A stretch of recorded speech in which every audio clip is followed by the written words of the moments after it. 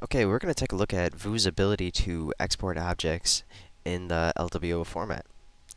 And there are some objects you cannot export and some you can. The major ones you cannot export are ground planes, or any of the infinite planes, which includes the cloud plane, the water plane. So those three infinite planes cannot be exported because Lightwave cannot handle an infinite geometry. You also cannot export ecosystems. And the majority of Vu materials cannot be exported unless they are baked onto the object, which we'll show you that in a little bit. But first we're going to take a look at some of the major things you can export, and that includes all of our primitives and metablob objects and things like that. Text objects can also be exported. We can also take a look at terrains. Now you cannot export procedural terrains, but you can export standard terrains. So if we go in here with the standard terrain, just add it to our scene. If we go ahead and double click on it, you can go and make any of your edits you want to your terrain, or whatever terrain you have, load up any other scene files that you may have created. And if you go down here to export terrain, you can go ahead and click on that. And look, we see the ability to export as all these different formats. Most of these formats are image formats, but a lot of them are actual object files. So if we go to Lightwave export, you can select LWO, and then you can also browse and set exactly where you want the file to be saved on your computer. You also have the ability to change the mesh resolution. And if we drag it up to the highest point right now, you can see it's only 131,000 polygons. And that's mostly because if you take a look back in our terrain editor, it's only 256 by 256 pixels. If we were to increase that, the amount would get rather high. So if I go ahead and increase that to 1024 by 1024, we go back to the export, and we set it to the highest. You can see we're now up to about 2 million, a little over 2 million. What we also have the ability to do is if you have a material added to your terrain, you can generate material maps, and then you can export your color map and your bump map files. And you can go ahead and set what format you would like for those files as well. And then you also have your material map resolution, so exactly how big do you want those materials to be. So when you do want to export for Lightwave, you just select the LWO extension and set where you want it, set your mesh resolution, whether or not you have material maps on it or not, and then you can just go ahead and click OK, and that'll export and save that file. What we can also do is if you want to make your grid for the terrain in Lightwave, is you can save it as an image file. So you could save it as a bitmap if you wanted, and then you don't have to worry about the mesh resolution. But you could still create your material maps, the color and the bump map, but what this will do is just save a grayscale image of our terrain, and that way we can go ahead and apply the elevation to a plane that we create in Lightwave. So I'm going to go ahead and close these out right now, and I'm going to delete this terrain out of the scene, and now we're going to take a look at plants. All of our plants can be exported. So I'm going to right mouse click on the tree image right here. It's going to bring up our plant chooser. And you can go ahead and select any of these plants, even the ones that didn't come with Vu if you've bought other ones, other collections. And I'm going to go ahead and select just the plum tree and click OK. It's going to load it up into our scene, and I'm going to double click on it. And now we have the same option up here, export plant. So if we click on that, you see we pretty much have the exact same dialog as before, where we can select which specific type of object file. But in this case, you will have to save these as object files and actual 3D geometry, and not image maps, just because it's not based on an elevation map, it's based on actual 3D geometry. So you can just select Lightwave export, and that'll give us an LWO file. What we can also do is generate our color maps, bump maps, and alpha maps for this. And if you're going to be exporting a tree, you definitely want to make sure that your alpha map is selected and your color maps, because that will include your leaves and your bark textures and put them directly onto the model. Same thing as before, you can adjust your mesh resolution, and this is entirely dependent on which species of plant you have. As you can see, this creates a rather large file, 124,000 polygons. We can bring it down all the way to 5,000. And then you also get a file size estimation based on what format it is. We also have the same thing with our texture maps here, where we can go ahead and adjust how large we want our texture maps to be. I'm going to go ahead and close this out, and I want to show you exactly what this plant, the texture for the leaves are, because this is not based on actual individual leaves. You don't have just one leaf on several different polygons or thousands of different polygons making the whole tree leaves. If we go ahead and click this leaf option right here, you can see our image map that is creating actually most of our branches and our leaves. And here's our alpha map. And when you export, you want to make sure you're exporting this alpha, because if we don't have this on here, we'll lose our transparency. And actually, I can go ahead and invert this. And what that will do, if I click OK, as you can see, now we have these large polygons in the scene, and we're clipping out the actual leaves and not the black area around them. But this gives you an idea of how exactly the tree is set up, and you can see that we just have large polygons, slightly bent, and just sets of polygons, pretty much, going around through the whole object, and just creating all those different amounts of leaves. So we can go back to our leaf, and we go ahead and flip that back if we wanted to, and click OK. And another thing you can also do is, if you don't like this specific tree that we have modeled here, we can do is go up here and click New Plant, and it will give you a variation of that plant, which you can also go ahead and edit however you want. And then if you click New Plant again, it's going to reset pretty much all your values to 0 and let you expand upon what it has created as a separate thing. So we have, within plant species, several different types of plant variations that we can have with any of the plants. So all you gotta do is just click on this new, and it will cycle through all the available ones and create them randomly in some cases. So if you want to export these, just go ahead and click Export Plant. What we could also do is increase the polygon amount if you wanted to, and that will adjust your mesh resolution and bring it up a lot higher. And now we get a higher number of polygons, and you can just keep increasing that depending on how much geometry you really want in the model.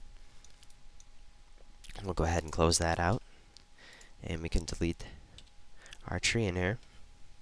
And what we also have the ability to export is our rocks. So if we take a look and add a rock in here, we can also export these specific objects. And like I said, if you want to actually export your rock texture, you will need to bake the maps on. And I'm going to show you that in just a sec. But if we double click on our mesh options for our rock, we can also adjust different parts of this rock depending on exactly what we want to do with it. We could change the number of vertices if we wanted to, bring them up a little from none to strong, and that'll give us a different variation here. Go ahead and click OK. Now you can see our vertices has decreased to 16, and it's brought it down to a much lower resolution rock. Which there's also the ability to do that within Lightwave with certain plugins. Go ahead and delete that right now. What we can also do in Vue is actually export our skies. And if you want to not use Sky Tracer in Lightwave, and you want to use some of our presets or custom design a sky in Vue, you can export those as well. And you can also export them as animations. If we go to File and select Export Sky, this will give us the ability to export a still sky. So we go down here and we see Export Sky, and we can set our file name and browse, put it wherever we want. And then we also have these different options right here, depending on exactly what sort of object you're going to be mapping your sky to. UV sphere is probably the best, because you can just map it to a spherical object, or you can go ahead and use our texture environment in Lightwave and use UV sphere. Or you could add a cube to the scene, and then you could map that image to a cube. And there's also Octosphere, which is sort of set up like the UV sphere, except the whole sky is set on the left part of the image, and the ground plane is on the right part. As with the UV sphere, the sky is on the top half of the image, and then the ground is on the bottom.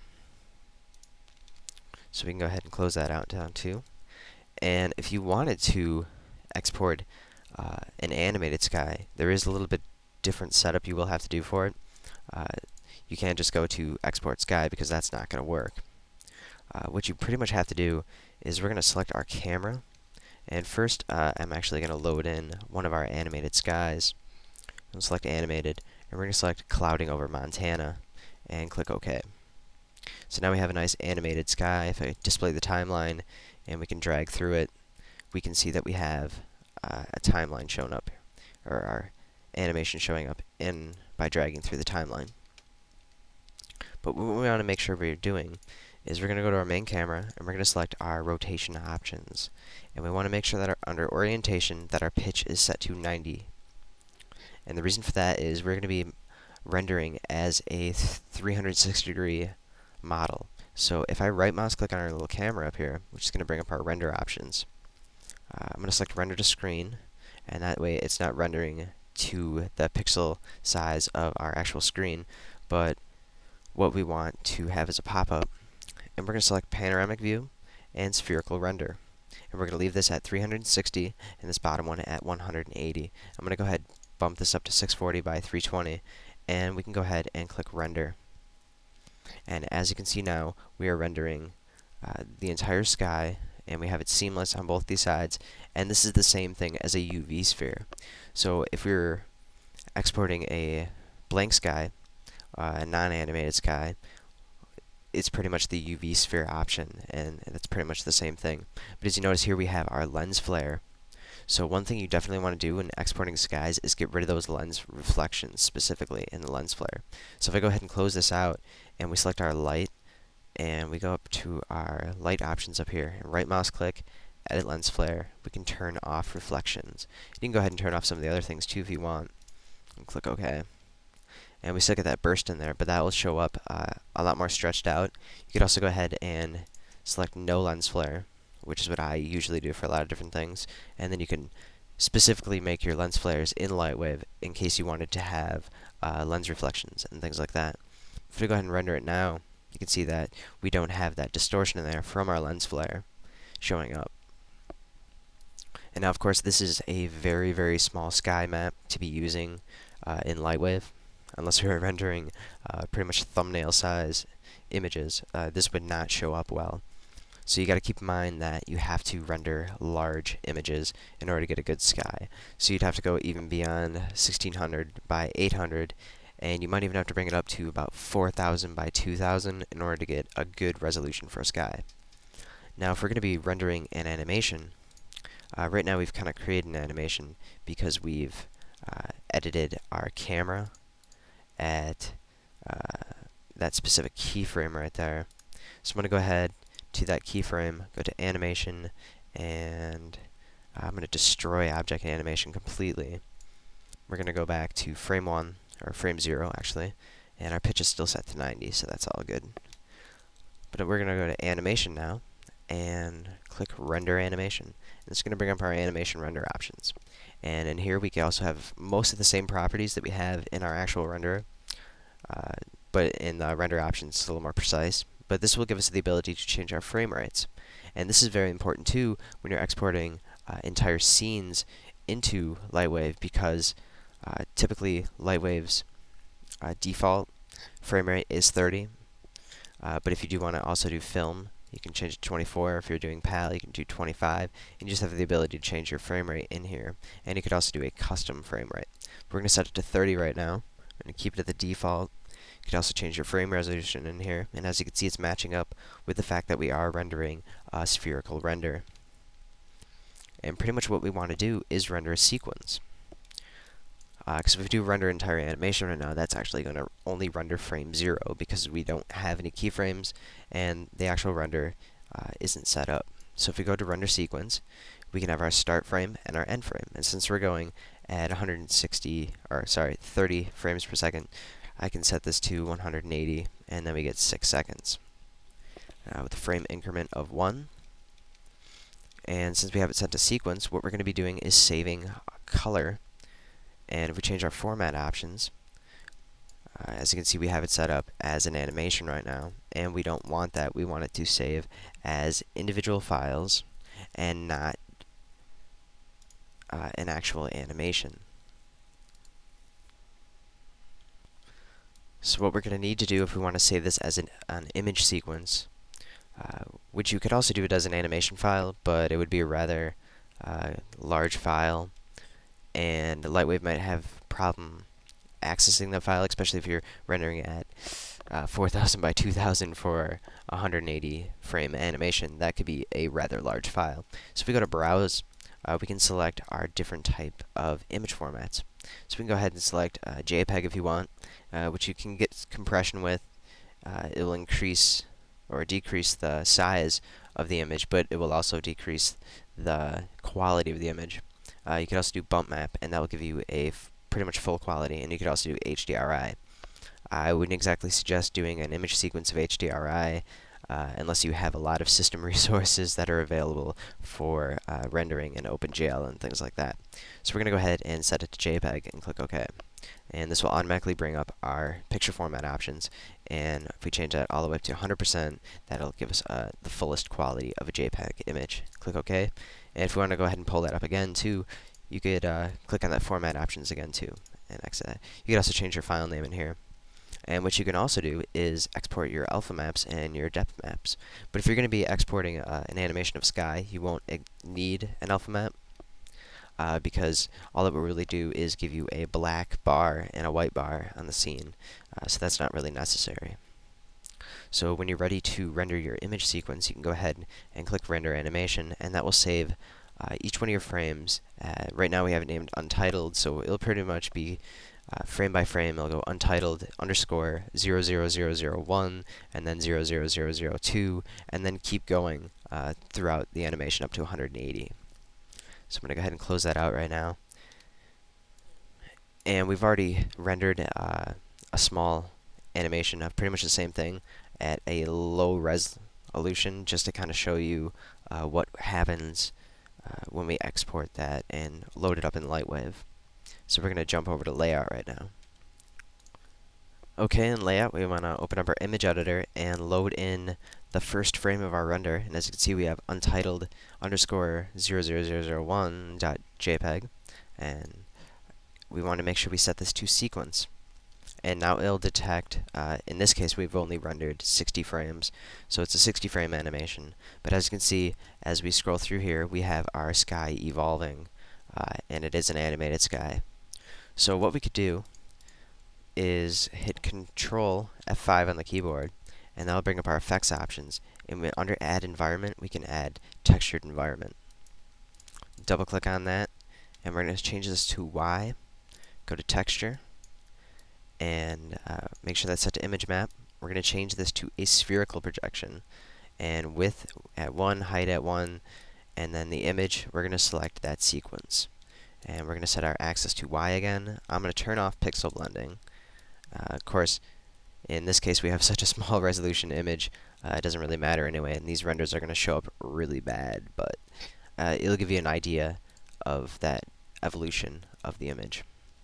And I can go ahead and close this out. And now, if we render,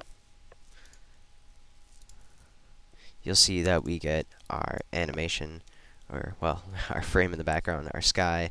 And like I said, this is a very low resolution animation, so therefore we have large pixels, and that's why you want to make sure that you're rendering around the 4000 by 2000 range when you're exporting skies. And like I said, for animations, that can be a lot of frames and take a long time, but it's definitely worth it. So now if I leave this up here, and I'm going to change our slider down here to 60, and we go ahead and render that again, you can see the evolution of the sky changing. And of course, like I said, it's very pixelated. So we can go ahead and maybe to give you a better idea, so you can really take a look at it, we'll change it down to 25% and go ahead and render the frame there. And that looks a little bit better now. It looks more like a sky and not just giant pixels. And we'll go back to frame 0 and we'll render that again. And now you can see the changes that we have from frame 0 to frame 60. So that's a way of exporting your animated skies or your regular skies from Vue into Lightwave. And you just want to make sure you're using that texture environment for this, because it will show up a lot better as far as being able to use the spherical mapping. Okay, we're going to switch back to Vue now and actually export a terrain and a plant just to show you what it looks like in Lightwave when we get it in here. Okay, so we want to go back to View and click File New, and I'm just going to go to a basic clear spring sky, and we're not going to save that. And I want to go ahead and load in a plant. So right mouse click, and we're just going to load in that plum tree again, and double click on it, and take a look at it. And that's a fine looking tree, so we'll just leave it like there. And go to Export Plant, and we want to select our LWO file, Lightwave Export, and we can leave it named Plum Tree, and we want to select Generate Color Map, Generate Bump Map, and Generate Alpha Maps. And we're going to keep those all as bitmaps, and we want to change our resolution of these maps, make them actually about 1000 by 1000, so we get a good resolution on our leaves and things like that. Our mesh resolution, we'll go ahead and bring that up so we have around 10,000, 11,000 vertices. Maybe we'll go down a little bit lower so we have about 11,000 polygons. What we can also do is include baked illumination, and that's if available. If you've actually baked the surface of that tree, you can export that as well. But we're going to leave that off right now because we want to be using the lighting in Lightwave for this specific tree. And also, these color maps and bump maps and the alpha map will all be saved in the same directory wherever you save this actual object. Okay, so I've just set a path for that, and we're going to go ahead and just click OK. And as you can see on the bottom now, we have the progress of our export. And we'll just wait until that's finished, and it's just rendering our maps and exporting the actual object itself. And as you can see, it says exporting the object, and now it's all good to go. So we're going to go ahead and close this out, and now we're going to jump back over to Lightwave. Okay, we can select Load Object and select our plum tree, and click OK. And now it says it cannot find the bump map. So we're going to select an alternate file, click Yes, and actually we're going to have to go into and select our same directory, because sometimes it won't automatically detect those image maps because it hasn't been really worked with in Lightwave before. So we can go ahead and just click Open in that same directory. And now we have everything loaded in to layout. And I'm going to change this to our perspective view, and we're going to go ahead and zoom in here. And as we can see, those polygons now, with our leaves on each one of the polygons, those image maps. And we'll switch back to our camera view, and go ahead and move that in. And we can go ahead and rotate that around. And now if we go ahead and render that, you can see we have our tree in Lightwave, and it renders just fine. So if we take a look at our surface editor, you can see that the materials have already been applied to the object. We can turn off double-sided, unless, of course, with the leaves, you're going to want to keep it double-sided. And this is all pretty much saved as one entire object. So we'll have to leave it like that. But if you take a look at our color map, we can see that we have our leaves on top and our bark on the bottom. And it's set up as a UV texture. And we also have our transparency set up, so we have our alpha maps. And then we also have our bump map set up, which is mainly on, or in this case, entirely on the bark texture. Click OK. I'm going to change our camera resolution just to make it a little bit bigger. Bring it up to 100%, so it's 640 by 480. Oh. And render the frame. And we'll just wait for a sec for that to render.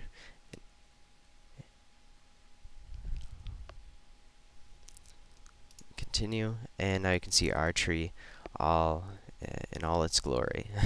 And it's a fairly nice translation between the two, and actually we still have our background of our sky loaded in, that low resolution background, so that is kind of causing some pixelation in here.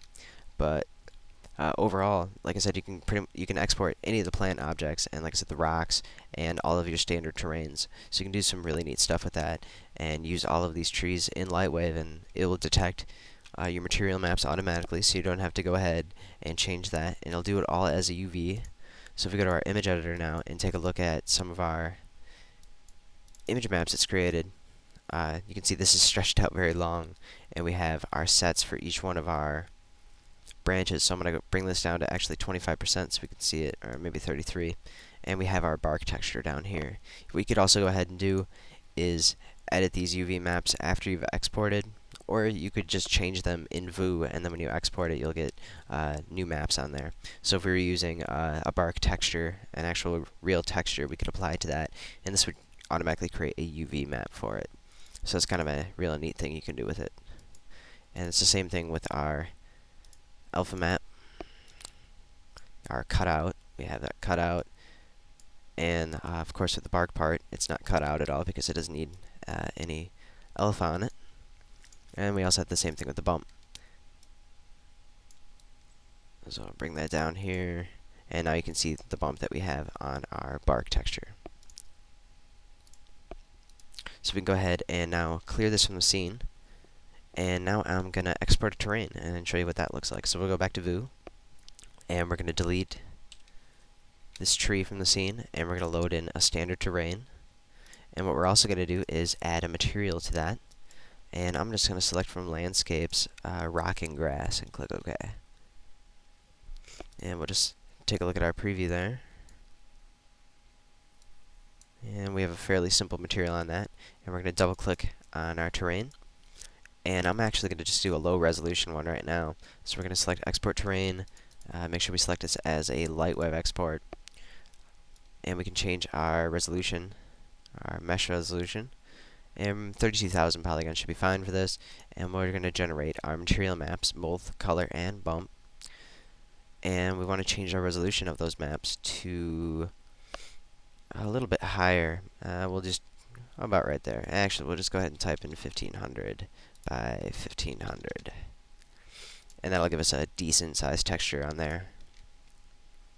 Keep in mind, too, that is our overall texture resolution. So if you really want to be zooming into the terrain, you're going to have to go a lot higher than that. Now we're going to go ahead and set this where we want it to save. And then we can just go ahead and click OK. And as you can see down here, actually we have it set to a 3DS object. So we can go ahead and cancel that because we got to change that back. So I'll just hit escape on the keyboard. Okay, now we can just change that back to an LWO. And go ahead and click OK, and just wait for that to export. And it can take a little bit of a while for it to export that object. So we're just going to go ahead and pause our recording. Okay, that's it, finished exporting. So we're going to go ahead and close this out. And now we're going to switch over to layout. And I'm going to go ahead and clear our scene. And now we can just go to items and load object. And we can select that terrain object, click open, and now it's going to say it cannot find the bump map. So we're going to select the alternate file and click yes. And then go in and select, or actually we already have the file name in here, so all we have to do is find the directory and click open, and then it'll find that bump map as well. And as you can see now, we have that terrain loaded in to layout, and we can go ahead and adjust our camera setting. And we can also see that we have our image map loaded onto our terrain. And we'll just go in front here and go ahead and give that a render.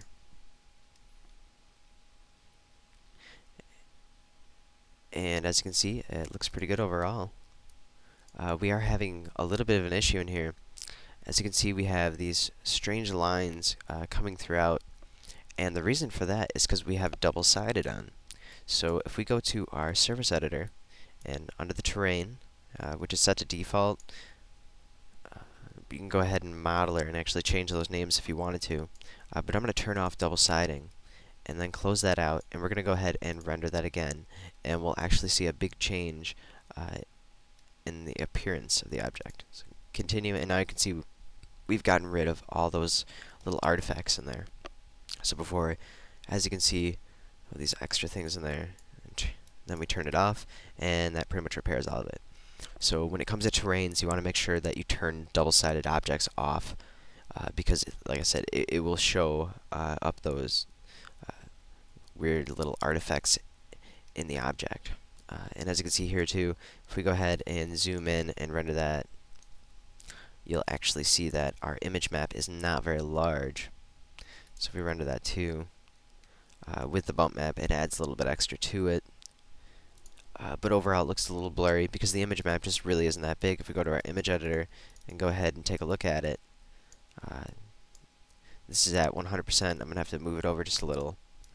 But it's really not very big. We'll change it down to 50% so you can see pretty much the full thing. And so it really depends on how closely you're going to be going into the object and how much you really need to see of it, so that you might want to create your resolutions a lot higher. So that's one thing you definitely have to keep in mind when you're exporting objects from Vue into Lightwave, is the fact that your image maps are going to need to be quite large if you want to really zoom in on something, especially with terrains. So we're just going to clear that out and go back to Vue. And now we're going to just delete our terrain from here. And we're going to take a look at exporting other objects. Let's say we want to create a metablob object and export it. I'm just going to go ahead and just create a quick one really quick. Double those up, make it into a metablob. And now we want to select that metablob object, go to File, and we can export object. And this will bring up our export options as we had before. And we can select which format we want, and our file name, and whether or not we want color maps, bump maps, or elf maps included along with it. And that really depends on what texture you have on there. And it's the same thing as we had before. So we can also change our mesh resolution of that overall metablob object, and you can go ahead and export any of the objects in that same way. So we could just select just a sphere and then export that object, and we get the same settings, or our same panel here, and it's pretty much the same thing for all the objects. But like I said before, you cannot export infinite planes, ecosystems, or procedural terrains. But pretty much everything else you can export, and you can actually export your camera movement and your light settings, or the position of your light as well. And we're gonna go ahead and show you that. We're going to go up to File, New, and select that Clear Spring again. Not going to save changes, but we're going to create a short animation here, and we're going to just pretty much export the animation of our camera into Lightwave. So we're going to display our timeline so we can actually work with our animation. I'm going to go ahead and select our camera, and I'm just going to do a simple animation here. We're just going to bring it up to about frame 60, so we're going to do about 2-second animation. And we're going to grab our camera and just pull it forward. And you can see the effect that we're having. We're just moving forward a little bit. But what we also have the ability to do is edit our focal length. So we can go ahead. Actually, I'm moving it right now. I'm going to actually have to go up to our setting just above it. And now I'm going to adjust the zoom. And as you can see, the zoom is changing as we're moving the camera backward. So we get that stretching effect in there, and it's kind of a neat little effect. And I'm also going to take a look at our light here, and you can see where our light is rotated and facing. And we can see that it's pretty much on the upper right of the camera facing it. So what we can also do is export our entire scene right now, and our light option will stay the same, and our camera will all be reflected upon that. So we're going to go to File, and we're going to export entire scene, and we can select what type of scene we want. So Lightwave scenes export, and whether or not we want to pretty much export everything, or if we want to just export specific items. You can export entire scenes, terrains, just as long as they're not procedural. And you actually do have the ability to export your ground planes, but what's going to happen is they're going to show up in Lightwave as a small grid, and it will actually cause some errors. Before we go ahead and export this, I'm going to close this out and delete our ground plane, because we do not want that interfering, because it can cause a lot of problems in layout. So we're going to go back to our export entire scene options, go back to select the Lightwave.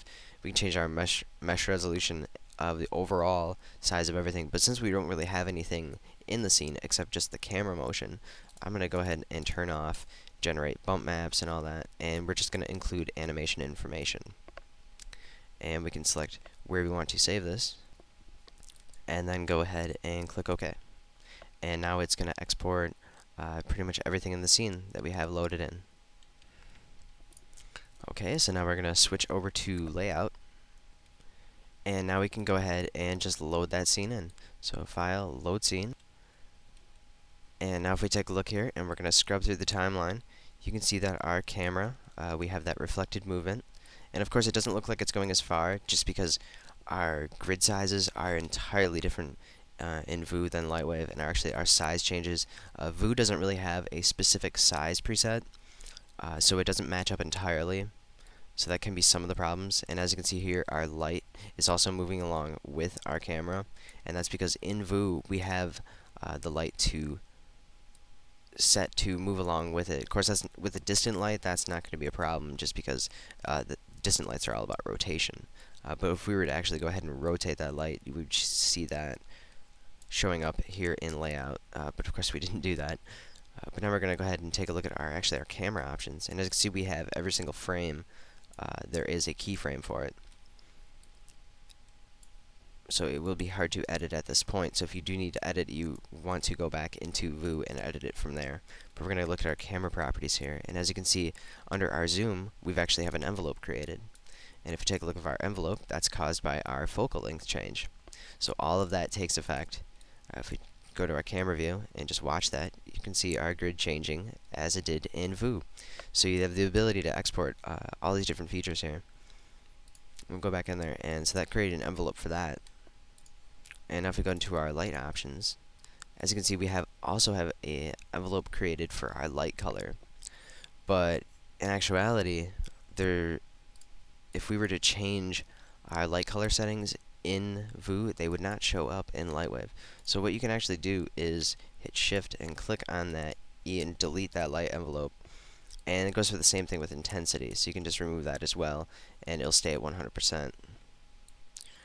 But that's a way to export our camera and light. And actually, if we had terrains or anything like that in the scene, you'll see that reflected in layout as well as a whole part of the scene. And we're going to get to that in just a little bit when we show you the compositing. But first, we're going to take a look at exporting objects from Lightwave